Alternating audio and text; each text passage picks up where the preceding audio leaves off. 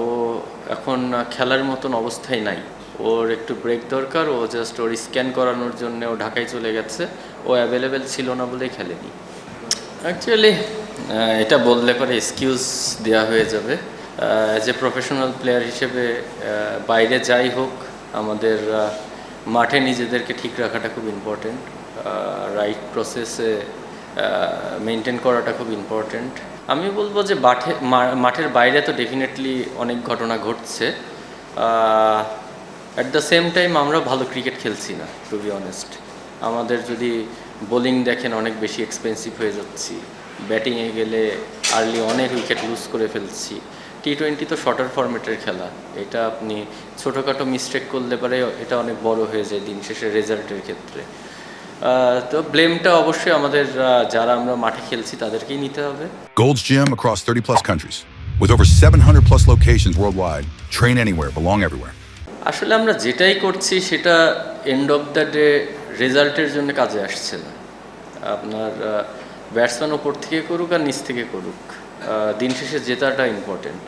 তো আমাদের যে মিস্টেকগুলো হচ্ছে, মিস্টেক সবাই করে, সব টিমই করে, কিন্তু আমাদের মিস্টেকগুলো একটু বেশি ইফেক্ট করে যাচ্ছে রেজাল্টের ক্ষেত্রে।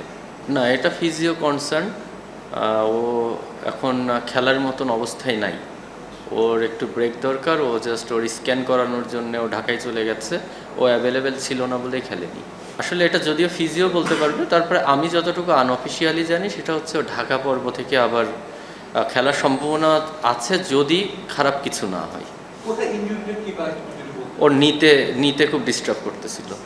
ওকে নিয়ে আমাদের আসলেই কোনো প্ল্যান ছিল না। ও যে খেলতে পারে এটা আমাদের কারোরই আইডিয়া ছিল না। আর ও আসলে খুব বেশি এই ক্রিকেট খেলেও নি যে ওর সম্পর্কে আমরা একটা ভিডিও ফুটেজ বের করব বা ওর উইক জন্যে আমরা কথা বলবো। তো এটা আসলে আমাদের সারপ্রাইজিং ছিল। ফরেনার যখন একটা টিমে আনে, ওর ওপরে এক্সপেকটেশন অনেক বেশি থাকে। ওরা গেম চেঞ্জার হয়। আপনি দেখবেন যে অন্যান্য টিমের যে বিদেশিরা খেলছে, ওরা কিন্তু ম্যাচ উইনিং নক খেলছে, বাট আমাদের দিক থেকে আসলে এটা মিসিং আছে। আপনি যদি কোয়ালিটির কথা বলেন, ডেফিনেটলি ওরা অনেক ভালো কোয়ালিটির প্লেয়ার। ওরা পুরো ওয়ার্ল্ডেই ক্রিকেট খেলে বেড়ায়, কিন্তু এখানে আসলে ক্লিক করছে না। আসলে এটা তো কারোরই কিছু করার নেই। এই ব্যাপারে আমি আসলে কিছু জানি না। হেলসের বিষয়টা আমার মনে হয় না যে ওর আসার কোনো সম্ভাবনা আছে।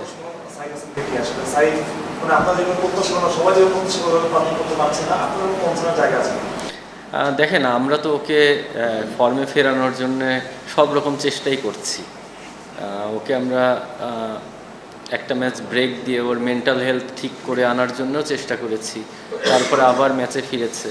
এখন আসলে পারফর্ম তো আসলে বলে কেউ করতে পারবে না, বাট ও যে চেষ্টা করছে না তা না। ও সর্বোচ্চ চেষ্টা করছে। সামনে ওয়ার্ল্ড কাপ, ডেফিনেটলি ওর এখান থেকে ভালো খেলে কনফিডেন্সটা নিয়ে ওয়ার্ল্ড কাপে গেলে ওর জন্য অনেক ভালো হবে, দেশের জন্য অনেক ভালো হবে।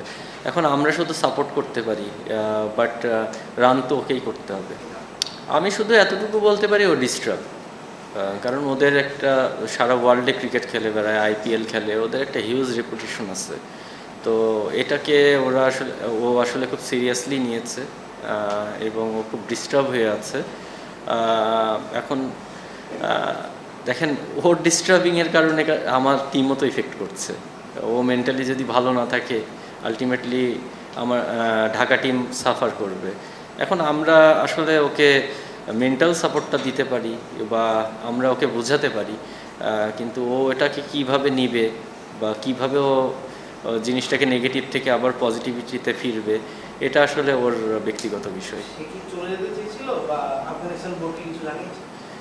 এই ধরনের একটা আলোচনা হয়েছিল। ও আসলে